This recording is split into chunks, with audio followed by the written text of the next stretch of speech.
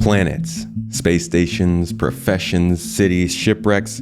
Star Citizen is a massive, super detailed, very glitchy, interactive, space-based MMO that's been in development for a whopping 10 years now. Despite these items being built and added year after year, many say it's a scam. However, many more swear by it being one of the best gaming experiences available. And with these kinds of extremes, you can understand why even many more are constantly wondering, is it worth buying? I won't answer that for you, but I'm going to try and give you all the info you might need to know exactly what this game is right now and where it's headed. Because this is a unique project, and there's a lot to consider here besides just the game that you're playing. So I hope by the end of this video you can answer for yourself, is it worth buying? Thank you for coming to my Tomato Talk.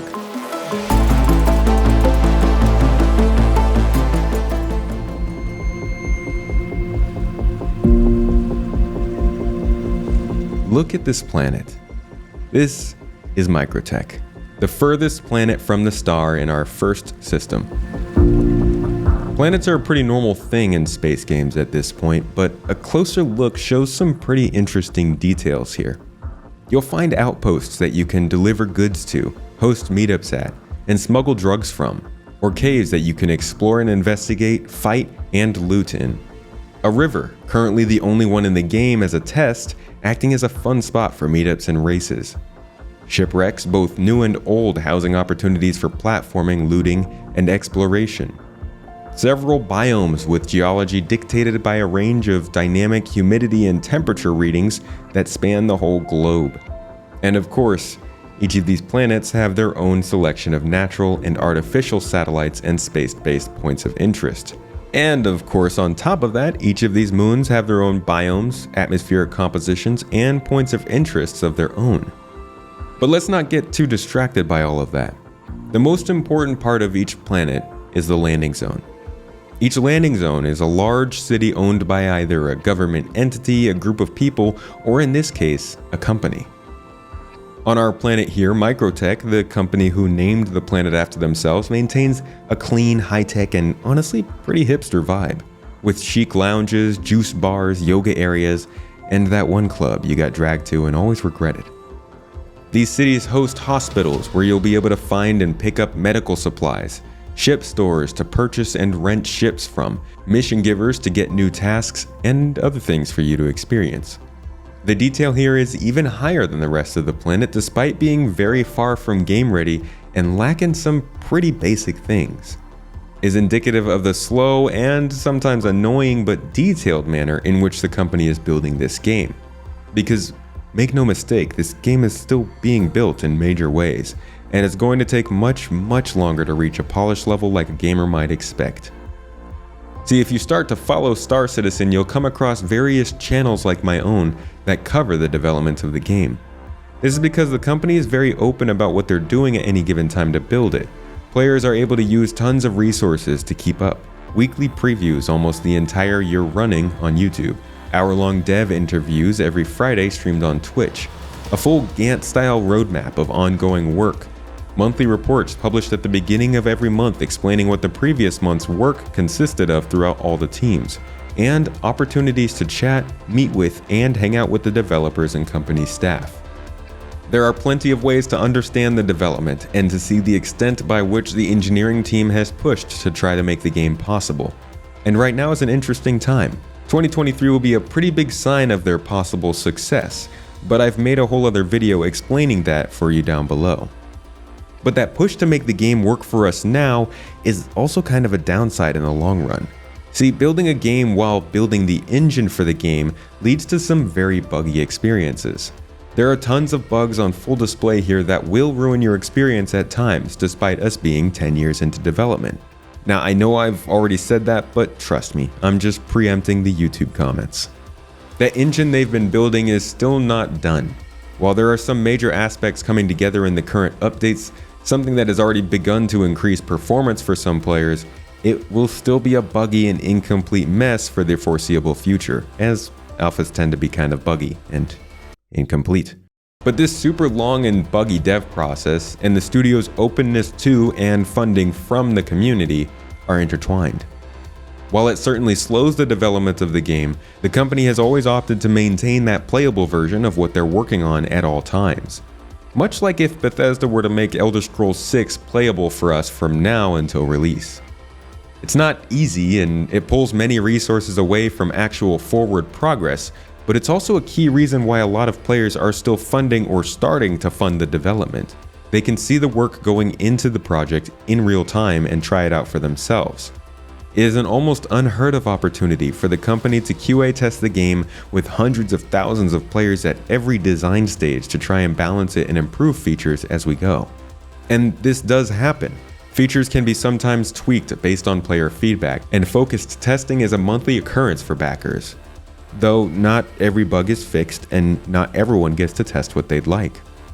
And not only does this close relationship help to keep the community alive and caring about the project, it builds a very passionate environment and what some would call the nicest gaming community they've been a part of. Or a cult. This is important because this is what you're stepping into in 2022.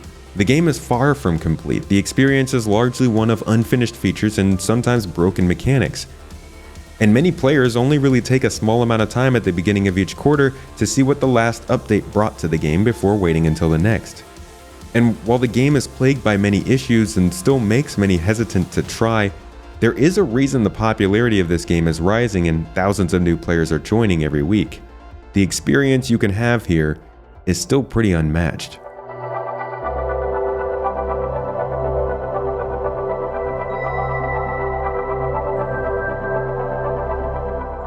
When you're a ship in a space sim, your experiences are limited.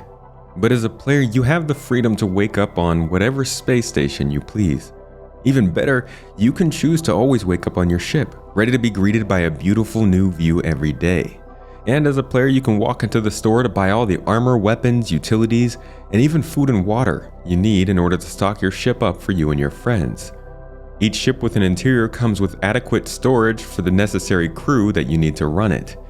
And that's key, because once you leave that space station, you're on your own. Star Citizen plays almost like a roguelike in its current form. With every death resetting your inventory, you or a friend will have to return to your place of death to regain your belongings during this alpha phase, unless other players decide to steal your stuff.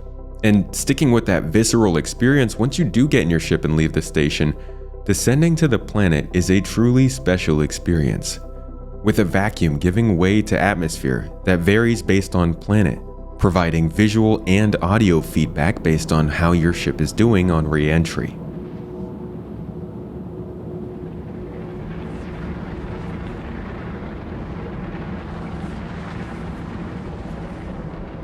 This guarantees a unique experience every time, from dense impenetrable fogs to melting ice flakes on your windshield, and once down on the surface, any number of missions are available to you.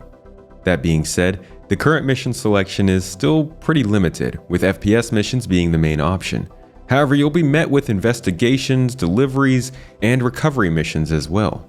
Most players will have something to do when it comes to missions, however, like other parts of this game, they tend to break. And after reaching our destination down on the planet's surface near this cave, where we've got some buddies down below ready to do some cave mining with us, let's actually take this moment to make a trip to another planet. So let's hop into our other friend's ship and take off from there.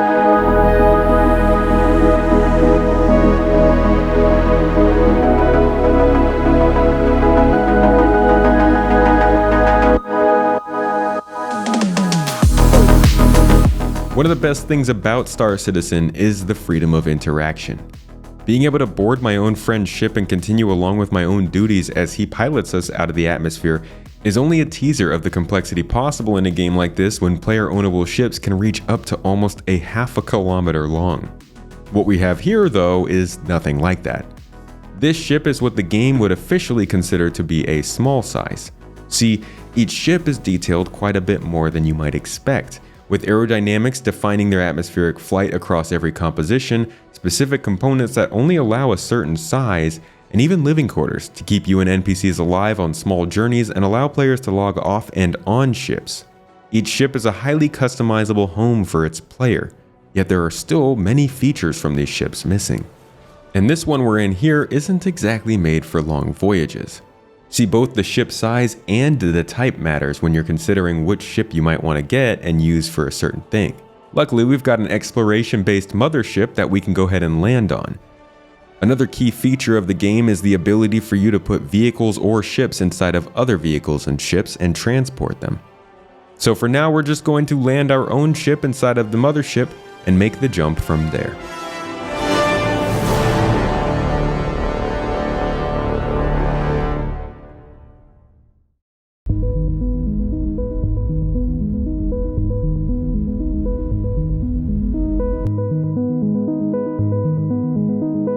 While not yet available, each ship will also feature life support and engineering systems, allowing players to control everything from gravity to atmospheric composition to which doors and airlocks are receiving power.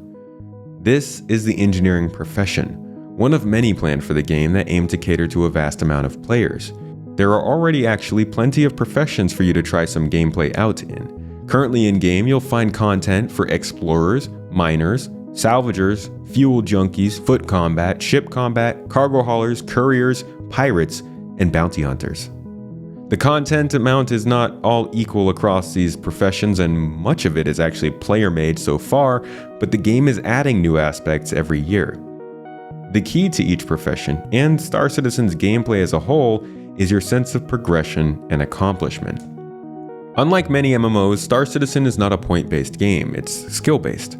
The only improvements in your gameplay will come from your proficiency at that game and your planning to use the proper equipment and tools at the proper time. This gives it a bit of an immersive feel, which actually goes deeper. Take medical gameplay, for example, something I explained in depth earlier this year. While many players can tap a button just to heal them or their friends rather basically, a true medic has more options to choose from if they please. They can understand the various drugs available to them at the hospitals and clinics and remember which drugs correspond to which injuries in order to save their crew some trouble. Or they can buy and maintain their own medical ship, allowing other players to receive more serious medical treatment from there. And while drugging up your friends may be as simple as pressing a button, too much may actually have them overdosing, ending up in a worse state than before. Keeping each profession easy to pick up like this, but also difficult to master, is a key part of my draw to this game, and what hopefully will give it more entertainment value for a wider selection of people. Then there's the accomplishment side of that equation. As we arrive at our new destination, it becomes quickly apparent it's a corporate metropolis. The planet R-Corp, just like Microtech, is named after the owning company, and has been used as a colossal manufacturing empire. But this isn't the only place you'll find R-Corp. The company also makes many of those components I mentioned earlier. They also have different divisions that will actually make deals and offer jobs to you. In a game that isn't about earning experience points, players are still looking for some form of progression and accomplishment outside of money. Reputation is the big player here. Only just recently being added to the game, this tracks the work you do for certain individuals and organizations, and judges you based on how much they like you and how efficient you are at the job. As this changes for some factions, it will affect your standings with others. In the near future, these reps will begin to affect the way people react to you. As of now, it'll get you more jobs to choose from, better pay, and some interesting unlockables. As long as things are working, there are plenty of things to try out in the game right now. As a new player, you'll get plenty of entertainment out of taking on some player bounties in space, or boarding a space yacht taken over by pirates to battle it out alongside security. As a miner, you'll be able to visit asteroid belts, or drop down to the planet's surface, or even dive underground into caves to get some valuable gems. However, the caves can be a bit iffy. If you're a community person, player events are happening all the time with races, fleet battles, and meetups where you can see other ships. And these player events are sponsored sometimes by the studio themselves or by other companies like Tobii Gaming or Game Glass, and can get into pretty official esports territory if you want to start competing. And we haven't touched on the other side of those events, dynamic events, spawned by Star Citizen itself, which feature different scenarios every player can get involved in on either side. Running through blockades on space stations, battling back a local terrorist cell, or invading a free-for-all drug lab to confiscate the high-value goodies inside. All of these things are taking place across 4 planets, dozens of space stations, massive space cloud formations, derelict ships, a dozen moons, underground bunkers, and other interesting locations. And there are always new additions being added every year. They aren't always significant, and sometimes you don't even notice them, but more and more of these quarterly updates are adding some fairly significant features and taking care of some of the more annoying bugs. That being said, these bugs are persistent. They'll keep popping back up as the code continues to change. Like I said, the engine is still being made, and many things like the interaction system are being worked on. So things tend to break and be annoying, and many of the bugs are not able to be consistently fixed by these 4-a-year updates. So don't get too excited too fast. Do your research so you understand how horribly glitchy this will definitely be for you at the current point, and make sure you understand the lack of any real in-game new player experience will make things a little more difficult. YouTube channels, in-game organizations, an incredibly friendly global chat, and a guide system on the website will all be there to help you. But the fact of the matter is the game is still struggling to supply that help for you in the game. Luckily, we have such a great community. That being said, this game is still only worth just trying out for many players right now, which is why the game is made free to play multiple times a year for you to jump in without ever spending a cent. Seriously, take this advice. It'll mean less raging in the comments section, which leaves everyone happier. There's a lot here to experience, and this was only an introduction that I hope gives you a cross-section view of what the game is about. Hopefully this gave you enough info to know if the game is right for you, but I would definitely recommend subscribing to this channel here if you really want to keep up to date with the game and know how it's getting along over the years. I also stream the game several days a week right here on this channel or over on YouTube if you're more interested in live gameplay and think that I cherry-picked all of my footage. And if you're looking for more in-depth videos like this that go deeper than my normal, I make a new one for my supporters every single month to thank those who help fund my ability to keep Space Tomato going. They tend to go in-depth and cover the history of development more than just the right now.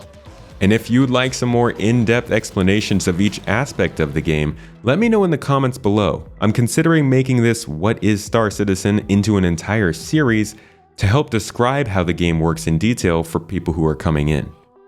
Anyways, I hope you learned something in this video, and I'll catch you in the next.